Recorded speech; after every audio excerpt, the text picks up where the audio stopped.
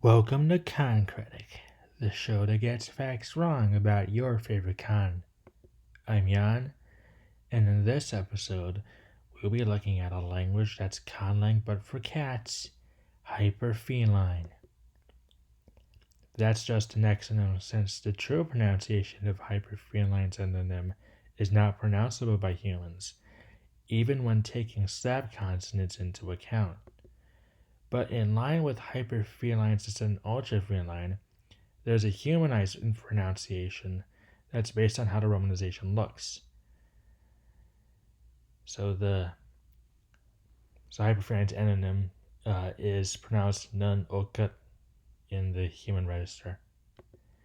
Speaking of pronunciation, let's look at the phonology. HyperFeline, as spoken by its native speakers, has these 10 phonemes that are all different cat behaviors and noises, and has no phonotactics. But to humans, this info is useless outside of listening to native speakers, and thus pronunciation-wise, I'll be dealing with the human register from here on. Just keep in mind that it's technically not HyperFeline's real phonology, and it is really just a human convenience for what fundamentally is a cat's language. With that disclaimer out of the way, HyperFeline's consonants are n, b, d, g, f, s, r. The one consonant that seems out of place here is the voiced pharyngeal fricative r, although it's marginal in HyperFeline, as I'll explain later. HyperFeline's vowels are e, o, a. Now that's what I call a 3-vowel system. It's just a standard 3-vowel system, but with o instead of u. In contrast to HyperFeline as it's pronounced by its native speakers, which has no phonotactics, the human register has a syllable structure of consonant, vowel, optional consonant, with word initial consonants being optional. There are 2 phonological factors used to make HyperFeline's phonotactical anarchy humanly speakable. One of them being how the vowels e and o have y and w as respective non-syllabic consonants. Non-syllabic allophones. Where was I? The other one being the 2 epenthetic phones, the glottal fricative and the schwa, which are used to break up neighboring phonemes. The glottal fricative is used to break up consecutive vowels, and the schwa is used to break up consecutive consonants. As for the orthography, HyperFeline doesn't have its own writing system, and it just uses the Latin alphabet. Every phoneme except for a is written the same as in the IPA, but it's in all caps is the thing. And as for why a is romanized as a period, that'll also be explained later.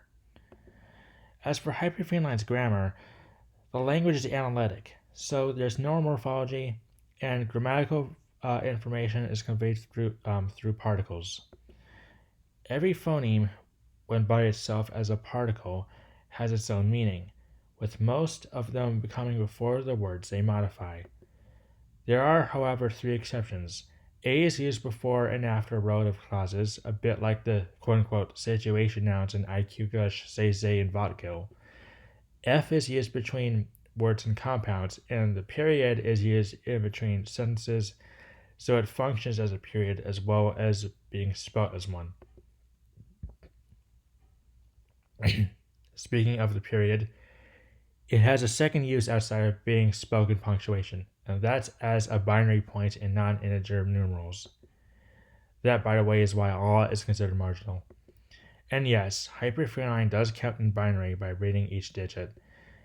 There is one quirk with HyperFeline numerals, and that's that the numerals for 0 and 1 require a particle s before them as cardinals. Ordinals, on the other hand, are simple.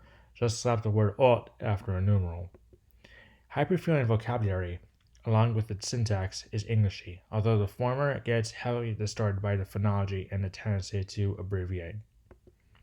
The following sample text translation demonstrates those lexical features. Here's the English text to be translated.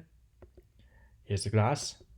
And the HyperFeline translation, which will be read out in human pronunciation, of course, since it's impossible for humans to speak proper HyperFeline. Ki na I on p ap o puffnup a.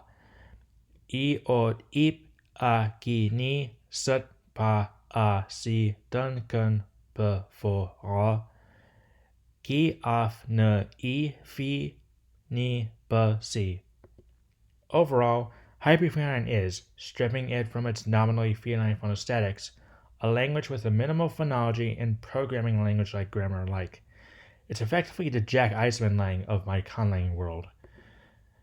That said, it's a decent basis that would later become ultra feline. Thanks for watching, and I'll see you next time, where I'll be showcasing Fiza.